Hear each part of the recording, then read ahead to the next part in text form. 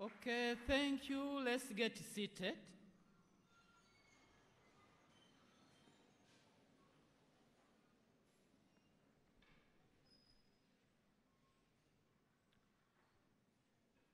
Ladies and gentlemen, good morning. Yeah, I'm honored and privileged to be standing in front of you as a moderator for today's session, whereby we are going to have a public lecture to be delivered by the managing director of Coca-Cola Kwanza, Mr. Ungu Sule. Sorry if I've not spoken well your name. And it will be delivering a lecture on managing the soft drinks industry in Tanzania with a specific focus on leadership, marketing, and challenges. But before we get started, let me take this opportunity to warmly welcome the Deputy Rector ERC, Dr. Nasibu Mramba, to deliver a brief introduction to set a floor for us to get started. Karibu sana Dr. Mramba. Tumpokee kwa makofi.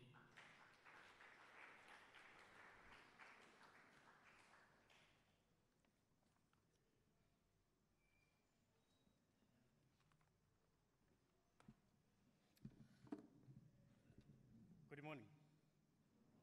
Morning. Mambo? Mambo? Wengine wajibu. Mambo?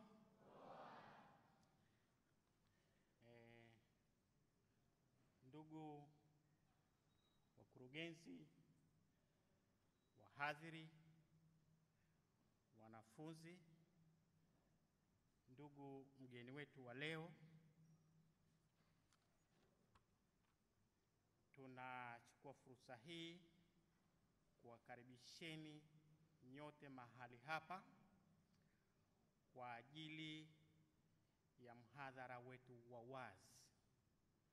Tutatumia Kiswahili na Kiingereza kwa pamoja kwa sababu lengo ni kujifunza. Ndugu mgeni wetu, mbele yako tunao wanafunzi wa mwaka wa pili na mwaka wa tatu. Naomba wanafunzi wa mwaka wa pili wa degree ya masoko, naombeni tumpigie makofi mgeni rasmi kwa pamoja na tusimame. Mwaka wa pili masoko. Mwaka wa tatu degree ya masoko, naomba tumpigie mgeni rasmi makofi na tusimame awaone. Mpigieni makofi. Sasa watakao shinda tunawapa soda. Mwaka wa tatu usimamizi wa biashara, bachelor degree in business administration third year. Simameni mumshangilie mgeni rasmi. Mkishinda tunawapa soda.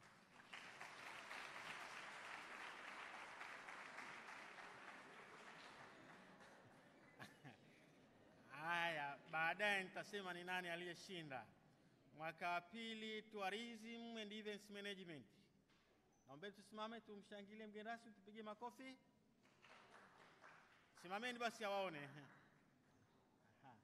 Haya, wanafunzi wengine wote kwa pamoja ambao wamefika hapa, naomba tusimame tumshangilie mgeni rasmi na waone.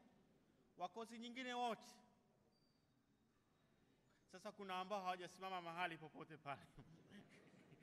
Lakini tunao wahadhiri wa chuo cha elimu ya biashara, wengine ni madirector, lakini wote wahadhiri. Wahadhiri wote naomba tusimame. Madaktari wale pale, karibuni sana. Tunaye Dr. Felix Chile ambaye ni mkuu wa idara ya masoko, naomba tumshangilie.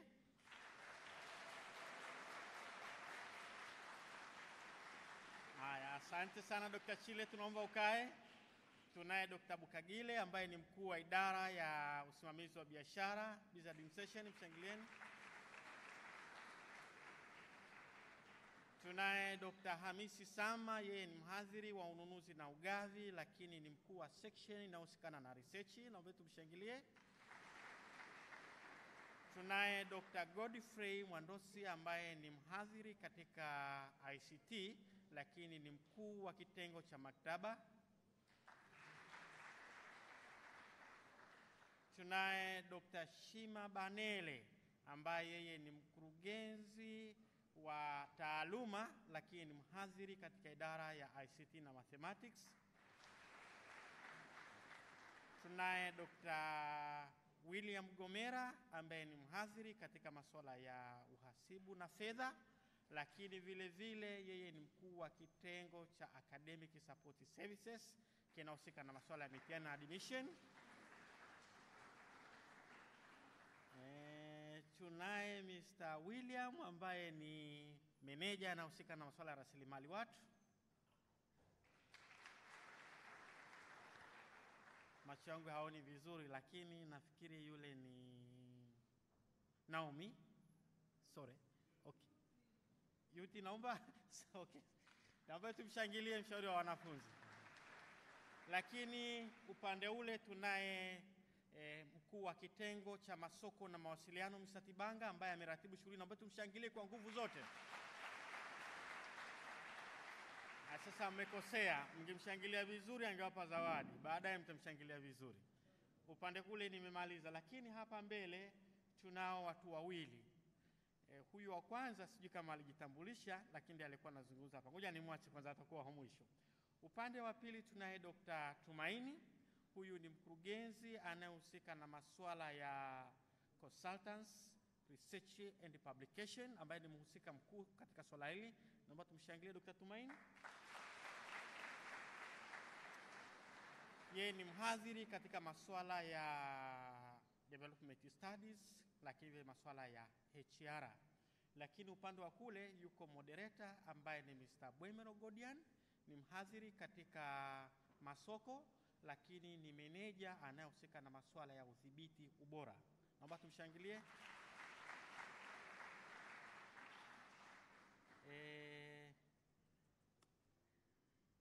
Mimi mwenyewe ninayezungumza hapa kidogo njisahau. Mimi naitwa Dr. Nasibu Mramba. Mimi ni mhadhiri katika masoko. Wanafunzi wa tourism wananifahamu na wengine wachache, lakini mimi ni kaimu naibu mkuu wa chuo ninayehusika na masuala ya academic, research and consultants. Naombeni mnishangilie.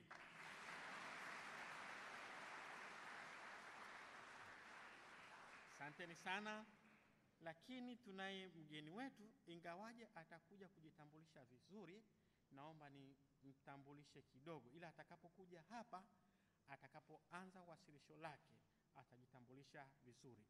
Yeye anaitwa Mr. Ungu Sule ambaye ni managing director wa Coca-Cola Kwanza Tanzania. Naombeni tumshangilie kwa nguvu zote.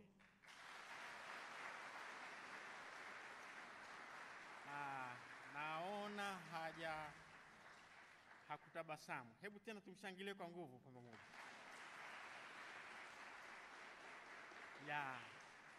Amefurahi na ana mambo mazuri yatakayowasaidia nyie katika taaluma yenu na kesho kazini. Kwa utambulisho huo, naomba ratiba iendelee kama ilivyokuwa imepangwa. Asante.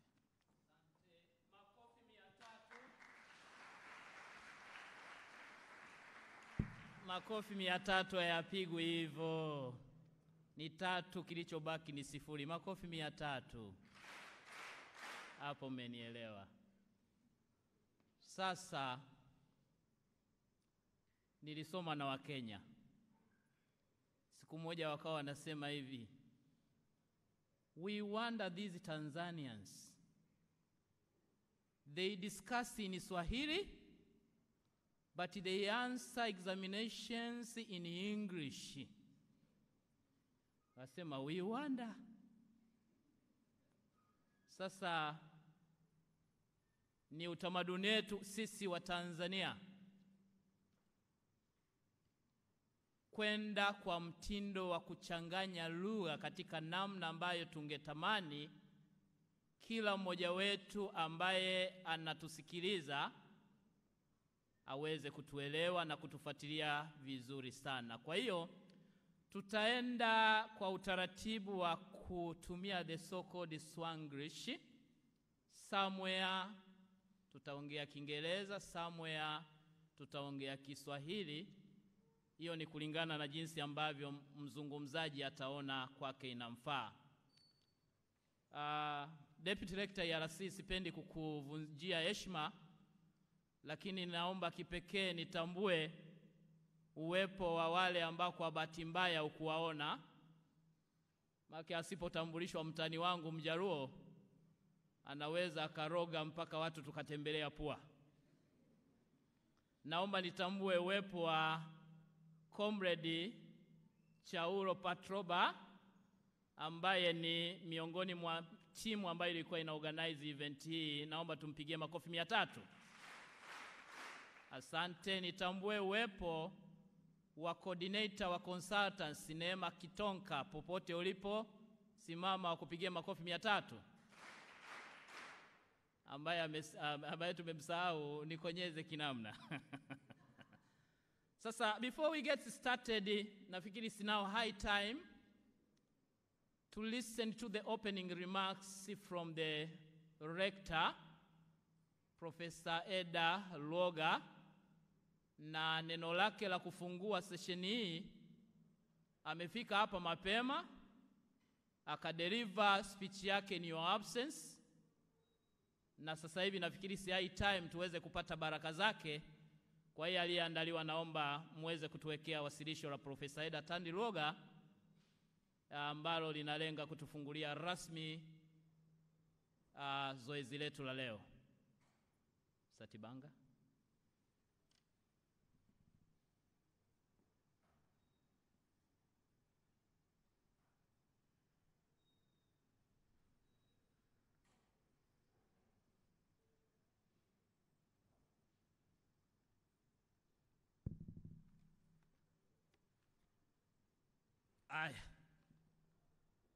Basi tujenge imani kwamba tumeshafunguliwa zoezi letu rasmi, na Deputy Rector IRC alisema mgeni rasmi au mzungumzaji wetu atajitambulisha mwenyewe, lakini mimi kama a marketing professional huwa tunasema psychologically, mtu unapojitambulisha badala ya kutambulishwa, ina maana unatumia nguvu nyingi kuwakonvinsi watu, kuwaeleza mazuri uliyoyafanya.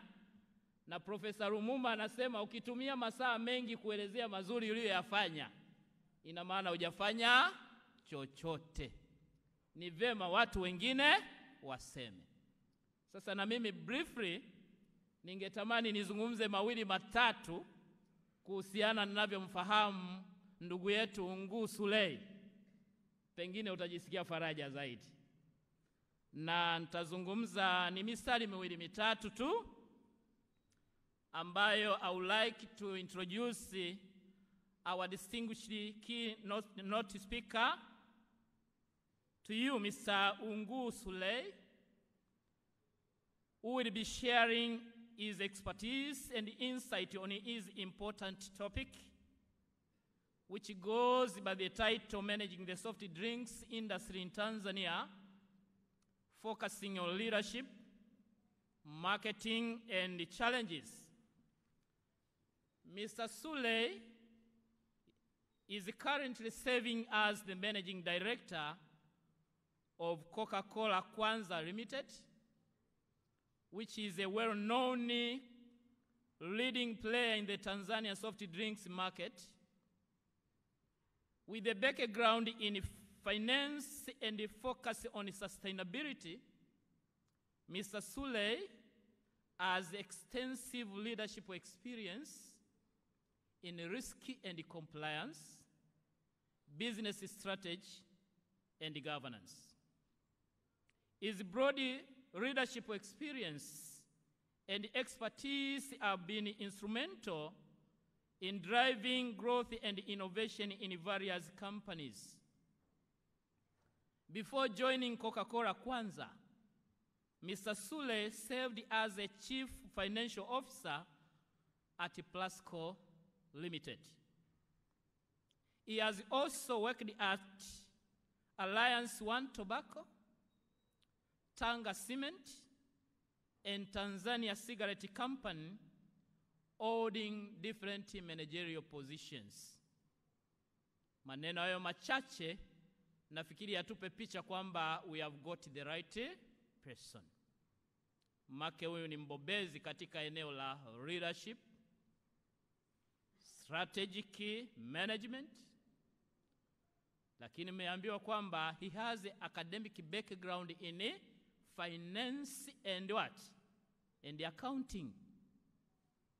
Kwa hiyo, Mr. Sule will deliver a presentation focusing on or revolving around the critical aspect of leadership, marketing strategies, and the challenges faced in today's dynamic landscape of the soft drinks industry.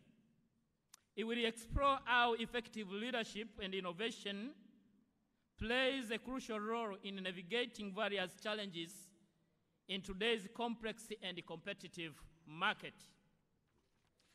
Now, before I welcome Mr. Sule for his presentation, ladies and gentlemen, allow me to share a few housekeeping announcements which are very important for you to be aware of. Our today's public lecture will last for 2 hours, and we will have a dedicated Q&A session which will follow after Mr. Sule's presentation. So I would like to urge each one of you to save your questions for that time when Mr. Sule will be making his presentation. Until he finishes, that's when we'll get time to ask our questions.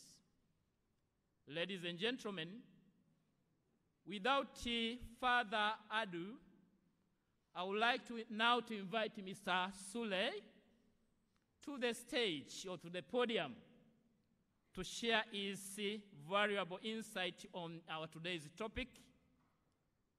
While he is moving towards the podium, may I ask each one of you to join me in giving him a big round of applause.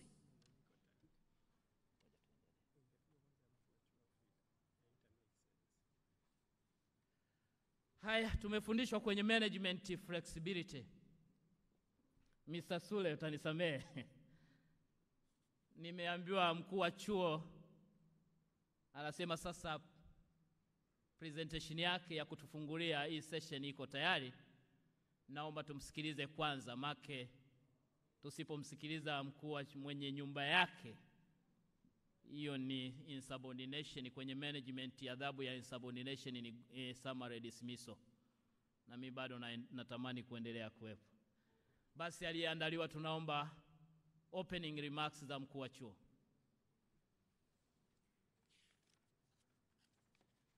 Profesa Eda Tantiluoga ni mkuu wa chuo cha elimu ya biashara CBE, na leo tunamshukuru sana Mungu kwa kuwa na mgeni wetu rasmi kwenye public lecture ya kwanza ya mwaka huu 2024, Mr. Nguu Sule, ambaye ni mkurugenzi wa Coca-Cola Kwanza. Tumefurahi sana leo na tunakukaribisha sana kwenye hii hafla yetu ya leo, ambako tunategemea wanafunzi wetu wanaenda kujifunza kwa vitendo kwenye masuala ya uongozi, biashara, lakini pia na uvumbuzi au innovation.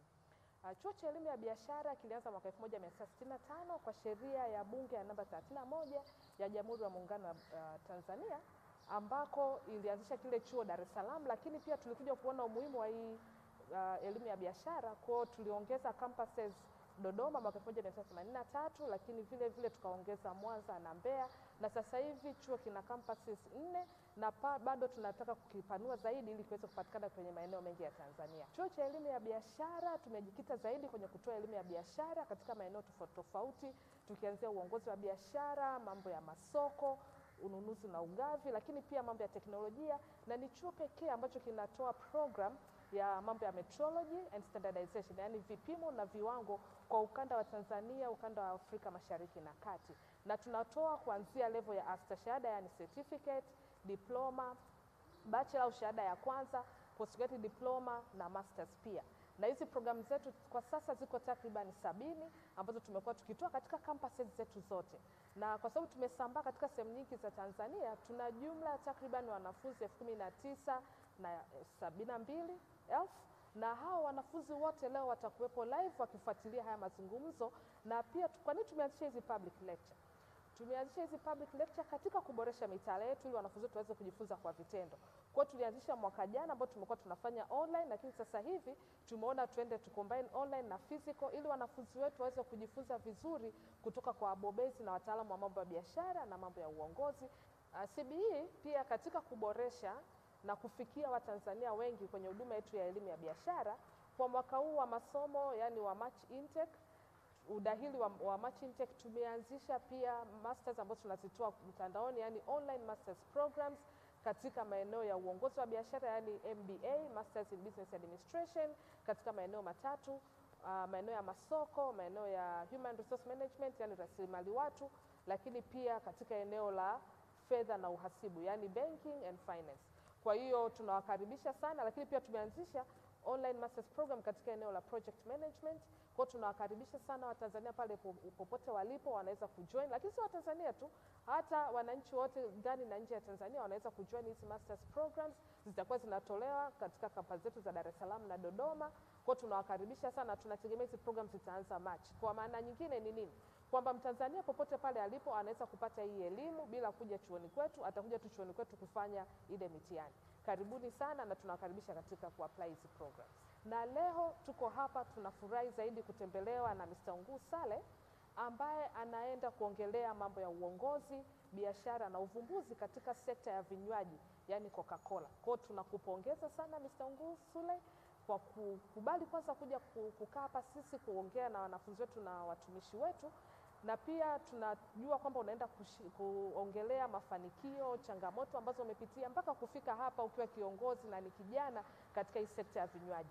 Kwa tunategemea na tuna hamasa kubwa sisi tukiwa kama walimu, lakini na wanafunzi kujifunza kwako katika mafanikio ambayo umefikia mpaka hapa kwenye hii sekta ya vinywaji, katika kuongoza hii sekta. Kwa watumishi na wanafunzi wanakusubiria kwa hamu ili waweze kujifunza kutoka kwako. Lakini pia ningependa kuambia umma wa Tanzania kwamba sasa hivi tumeanza, tutakuwa tunafanya hizi every month, yani kila mwezi tutakuwa tunafanya online, lakini kila baada ya miezi miwili tutakuwa tunafanya physical ambapo tunachanganya na online hizi public lectures. Kwa hiyo tunaomba kuambia Watanzania watutegemee zaidi. CBE imekuja kivingine, na CBE tunataka kuwajengea wanafunzi wetu uwezo zaidi wa kujifunza kwa vitendo kutoka kwa wale ambao ni wabobezi wa mambo ya biashara na uongozi ambao wamefanya vizuri, ili wanafunzi wetu wakitoka hapa wajue wakiingia kwenye ile soko la ajira wanaingiaje na wategemee mafanikio gani ambayo wataenda kuyapata, lakini na changamoto zipi wanaenda kukutana nazo. Kwa karibu sana Mr. Nguu Sule kwa kuja CBE. Tunashukuru sana. Profesa hatuwezi kumpigia makofi bila kutumia formula. Sasa tunatumia 3 factorial. Kama una sapu ya hesabu amsore. 3 factorial basi kwa in a simple language tunaenda kwa tune ya 3, 2, 1.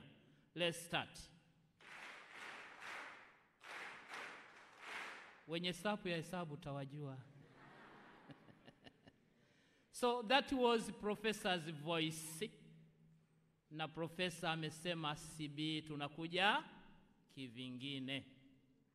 Na profesa anazungumza swala la kujifunza kwamba hata yeye katika hii session anaenda kujifunza mengi kutoka kwa ndugu yetu Sulei. Sasa kama profesa anajifunza, wewe ni nani? Basi nichukue nafasi hii kumkaribisha ndugu yetu Sulei aweze kuja kufanya wasilisho lake, na anapokuja nitaomba tuweze kuexpress appreciation ya kubali kuja hapa kuongea nasi kwa kumpigia makofi sasa mpaka aje kufika.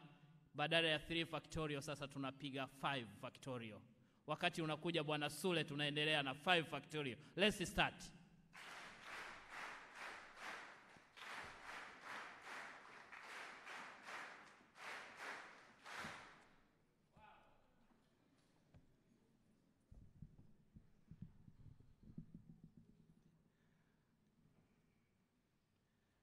Jamani, habari za asubuhi.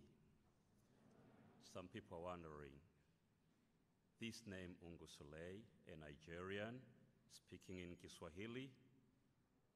Yes, I am a Tanzanian by birth and by inheritance. So I'm just like you, is it?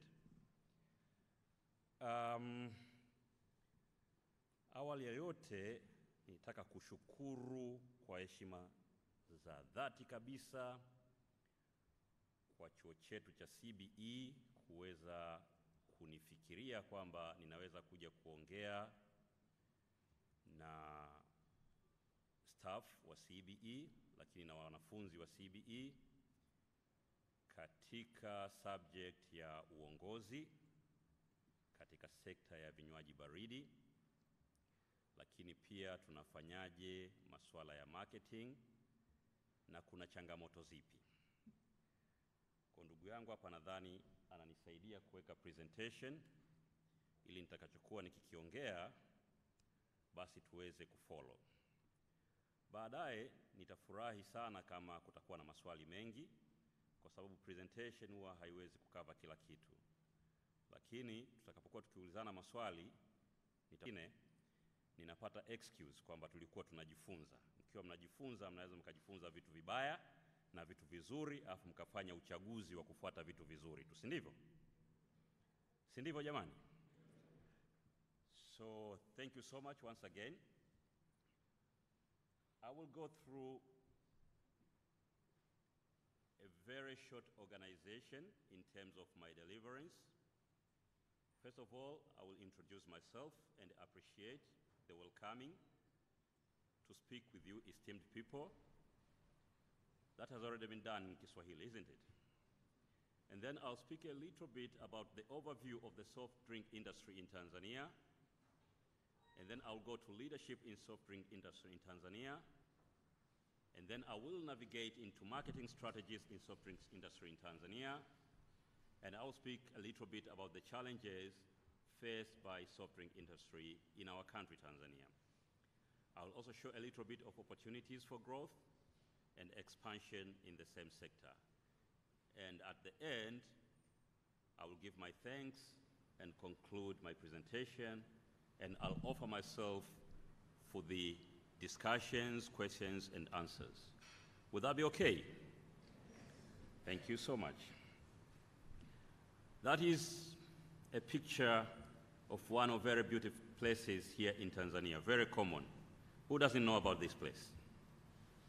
I think we all know about this place, eh? And I've put some writings reading CCBA Tanzania. And I want to introduce you to the Coca-Cola world, while at the same time speaking about soft drinks industry in Tanzania. I work with Coca-Cola under their African bottler or African footprint called Coca-Cola Beverage Africa. So CCBA stands for Coca-Cola Beverage Africa. And where we are, or where I'm working right now as a leader, is in Tanzania. So the company I work with is Coca-Cola Beverage Africa, Tanzania, when you speak in the group of Coca-Cola in the world, all right? So I will introduce you to Coca-Cola Beverage Africa a little bit, but as far as corporate governance is concerned, nadhani mtakuwa mnasoma kidogo kuhusu utawala wa makampuni au makampuni yanatawaliwa vipi. Kampuni yetu hapa Tanzania imesajiliwa kama Coca-Cola Kwanza. So when I am in the country, based on our registry with BRELA, the company is called Coca-Cola Kwanza Limited. Is that okay? Is that okay, the structure? All right? I think I've done introduction. Now I'm coming to some facts about Coca-Cola Beverage Africa. This was the first bottler in Africa, and it was responsible for serving the first Coca-Cola bottle in Africa. That happened in 1928. All right? 1928 up to now, we have 4 years short of a century. No. Is it? Yeah, 4 years short of a century. So Coca-Cola has been in the continent for approximately a century. The ownership structure. Coca-Cola Beverages Africa is owned by 66.5% by the Coca-Cola Company, abbreviated as TCCC, of Atlanta in the United States of America. The Coca-Cola Company is the owner of brand Coca-Cola and all associated products. All right? How does it go to the world? The Coca-Cola Company does not go to the world directly. It goes to the world through different arrangements with private investors. Private investors will sign agreement with the Coca-Cola Company, which will allocate a territory for that particular investor to put together a factory for manufacturing Coca-Cola products and putting the Coca-Cola products into the bottles. Those companies which manufacture Coca-Cola products and put them in a bottle, whether a plastic bottle or a glass bottle, are called bottling companies. Are called what? Bottling companies. So, Coca-Cola Company ikiwa inakuja duniani, huwa haitaki kumiliki share au equity kwenye hizi bottling company. Huwa inaingia into an agreement. Hii agreement nyinyi wataalamu wa marketing huwa mnaita franchise agreement. Sawa?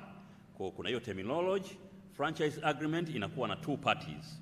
Kunakuwa na franchisor and franchisee. Very good. I'm in the right place. So, because the word is VUCA, and VUCA is abbreviation for the word volatile, ambiguity, complex, is volatile, uncertain, complex, and ambiguous. It's VUCA. Because the word is VUCA, sometimes about a decade ago, there were some changes which were happening in South Africa. All right? Those changes dictated separation of soft drink manufacturing with beer manufacturing. So those changes gave birth to a company called Coca-Cola Beverages Africa. But in the process, Coca-Cola did not want to lose its footprint in the African continent because of those changes. So it decided to be a caretaker shareholder for the newly formed baby called Coca-Cola Beverages Africa. So there is a new terminology here, a caretaker shareholder. What does it mean? I don't know. You have all the resources in here. All the doctors are in here. So you'll go and learn what does it mean to be a caretaker shareholder. That's the homework. Tupo pamoja? Nimekuwa kimya sasa. I want interaction and engagement. It's a public lecture. Tuko pamoja kwenye hilo caretaker shareholder. I will explain to you. A caretaker shareholder takes the shares of an entity with aim to oversee the stabilization of the entity, and then later on will dispose of the shares and leave the entity to stand on its own. Does that make sense? Does that make sense? So Coca-Cola Company, the Coca-Cola Company owns Coca-Cola Beverages Africa 66.5% out of caretaking. Kwa baada ya muda fulani itaziachia hizo share probably through listing in a stock market through an initial public offering process. So initial public offering process is a terminology you need to know. Stock market is a terminology you need to know, and you need to know what happens in the stock market. All right? This company called Coca-Cola Beverages Africa has footprint in 15 countries in Africa, and it has 42 bottling plants. All right? It has employed 17,000 employees across those 15 footprints. Hizo footprints ipo Kenya, ipo Tanzania, ipo Uganda, ipo Malawi, ipo Zambia, ipo Botswana, ipo Lesotho, ipo South Africa, ipo Namibia, ipo Ghana, a few that I could remember from the top of my mind. Then, the outlets that are serving our products across our 15 countries footprint is in the north of 600,000. That is Coca-Cola Beverage Africa introduced to you, CCBE community. Is it a good introduction? All right. I was following when my brother was talking here and when Professor Eda was saying that the College of Business Education, currently the enrollment is about 19,000 students. And I was checking the number, the employees at CCBA is about 17,000. So we have to create 2,000 more vacancies to catch up with CBE. And I believe we'll get there through more acquisition, more footprint in different countries as well. Products. When I was invited to speak about the soft drink industry in Tanzania. And I'm working for a soft drink company, partly in Tanzania, and then in Africa, and then globally. So I'm working for a global company. It has a number of products. These products, because they do not intoxicate the body, haileweshi mwili, zikaitwa soft drinks, vinywaji baridi. Zile ambazo zinakuwa na alcohol content, ambazo zinaweza zikaulewesha mwili, zinaitwa ni hard drinks. Sawa. Lakini, in industry-wise, because I'm coming to expose the industry here, we prefer to call this sector NARTD, without putting dots. So if I want to pronounce as the word is NARTD in Kiswahili, NARTD, which will stand for non-alcoholic, ready-to-drink products. And everything has its own meaning. Ready to drink, it means if I go to a shop, nobody is going to prepare it. I'm just asking for the price, I pay the price, I take it, I drink it. That's ready to drink. All right? Non-alcoholic speaks for itself because it's not alcohol. So there is another wing called ARTD, alcoholic ready to drink. All right? And there is another wing of non-ready to drink. Who can give me an example of non-ready to drink? I want to engage a little bit. Brother, with Saudi Arabia League, what do you think of not ready to drink product? Yeah, some example, only one. Sprite. He has given an example of Sprite. Sprite is also ready to drink. So I'll give an example. You go to a coffee shop, because coffee will not be made at your specifications. So when you go there and say, I need coffee with milk, they will go and make it for you. So it was not ready when you entered the shop. They are going to make it for you. So that's not ready to drink. Does it make sense? As simple as that, is it? All right? So we have a number of products in the world.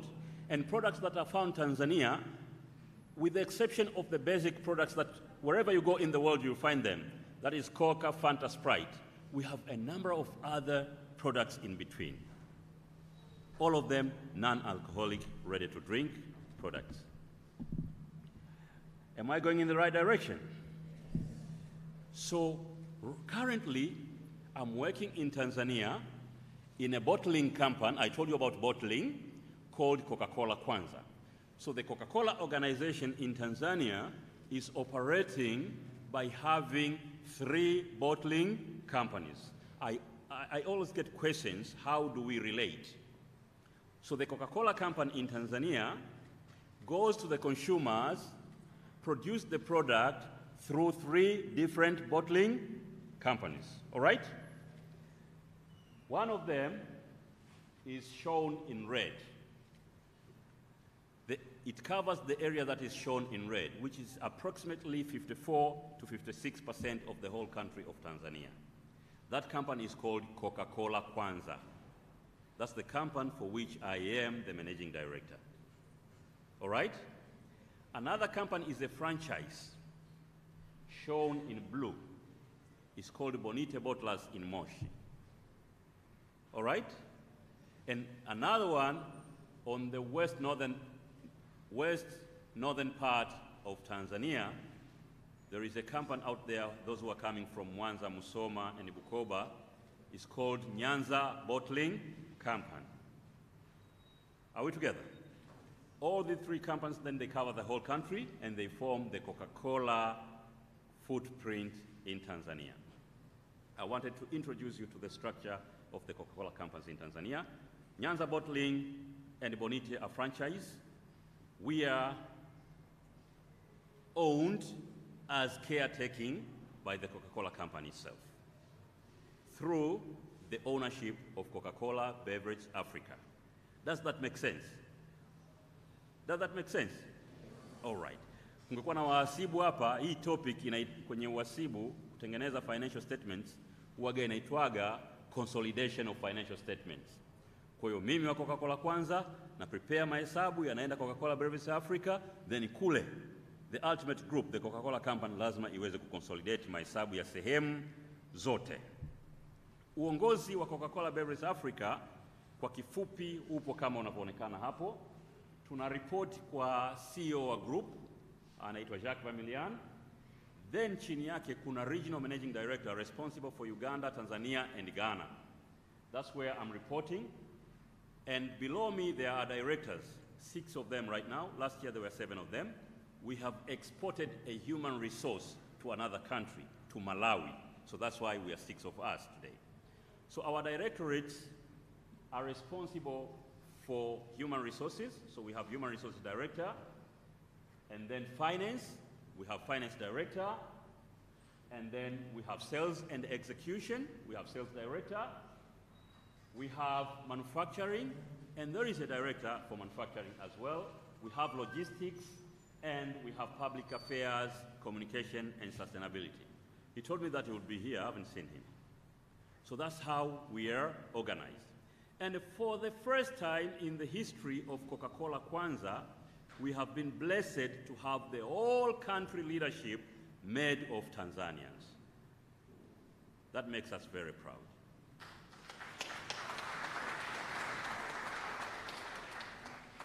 Just 3 years back,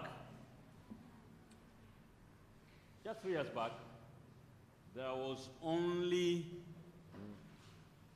one Tanzanian as a director.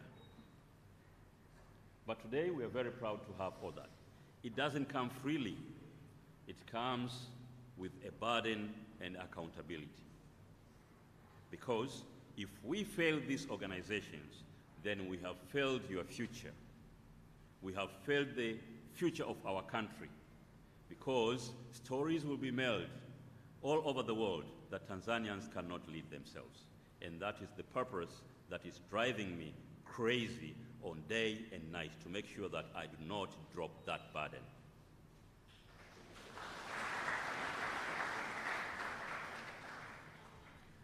So the overview of the soft drink industry in Tanzania. Point number 1, the industry is characterized by so many manufacturers. I want to test your marketing knowledge. The industry is characterized by so many manufacturers. That list contains only a few. Of them. There are about 150 manufacturers in Tanzania. The industry is characterized by so many products. So many consumers with different buying preferences and criteria. What kind of industry in marketing terms or economic terms is that? I will help you. Is it oligopoly? Is it oligopoly? What is it? I don't know. So the players of these industries are so many. some of them listed there, and I'll be quite intentional to mention a few of them. Coca-Cola Kwanza ourselves, and then there is a company you always call Pepsi, but the company as registered here in Tanzania, it is 7-Up Bottlers Limited, SBC, all right? Probably a new thing to you. That company is called 7-Up Bottlers Limited. It is a franchise because the Pepsi-Cola International Company does not own share into that company. There is an investor who has invested into the bottling activities by selling Pepsi-Cola brands. Same as Bonite selling Coca-Cola brands. Same as Nyanza selling Coca-Cola brands. Does it make sense? And then we have Bahresa, Said Salim Bahresa, and then we have Mohammed Enterprises through A1 as a company that manufactures More Extra and the rest. Maisha Water and the rest. Are we together up there? So there are so many manufacturers, so many products, and so many buyers. Slowly. Are we together up that point? Tunaelewana mpaka hapo? This part is called Overview of Soft Drink Industry in Tanzania, all right? I am continuing with overview. When you are going to speak in the higher learning institution where academia and research are key drivers of decision-making, of thought process, you shouldn't try going there without having consulted research and having a dot that connects to the provider of numbers.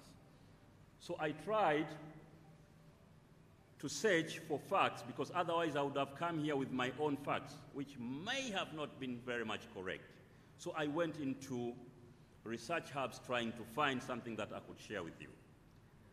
So unfortunately, a number of research hubs that have done research on soft drink industry in Tanzania are pay-for-info research hubs.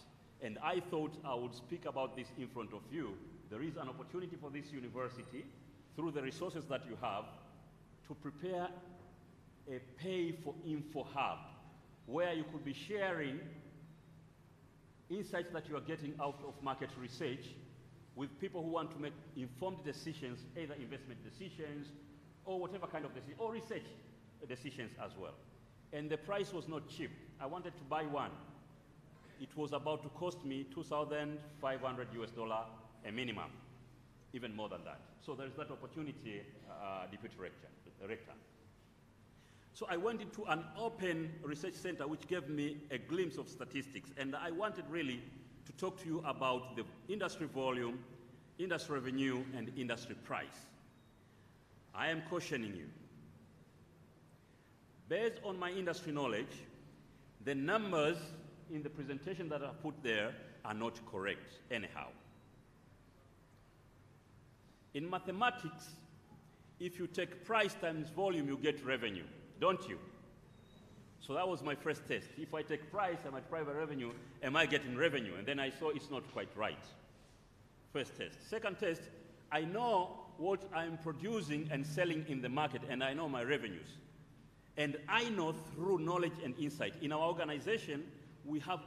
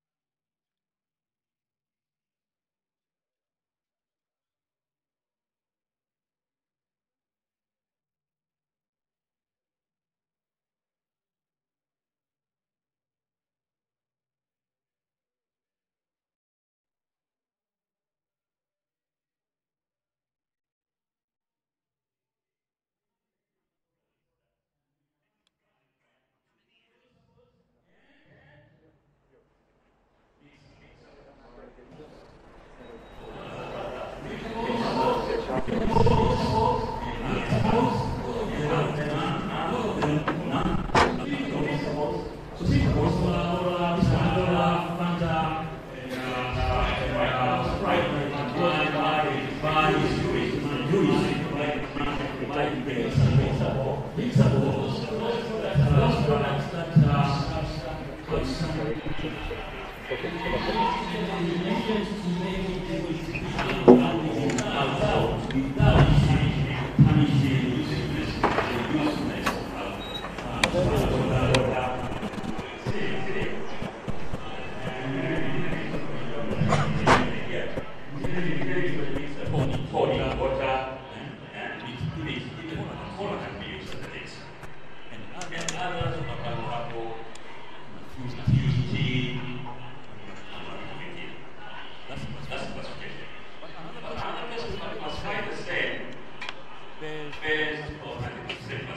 And down the drinkable and mixable, you find juices, so you have different categories of juices. All right? You find soft drinks is where now Coca-Cola, Fanta, Sprite is playing.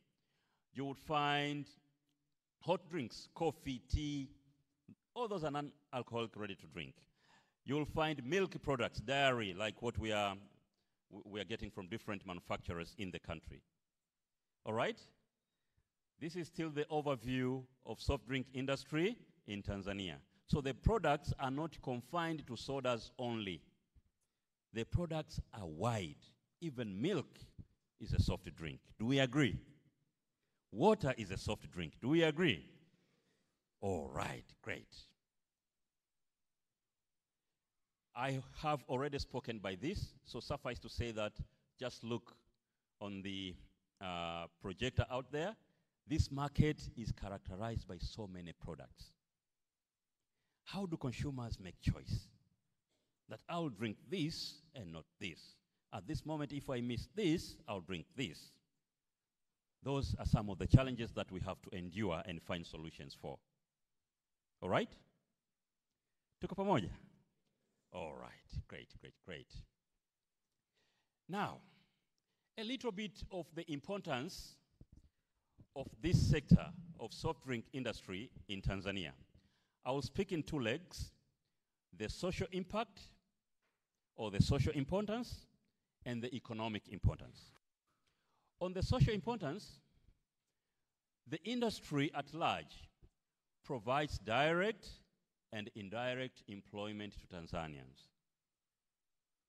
As I told you, just in the company that I work with, we have about 700 directly employed Tanzanians, and we have approximately the same number for indirectly employed on contract and temporary basis.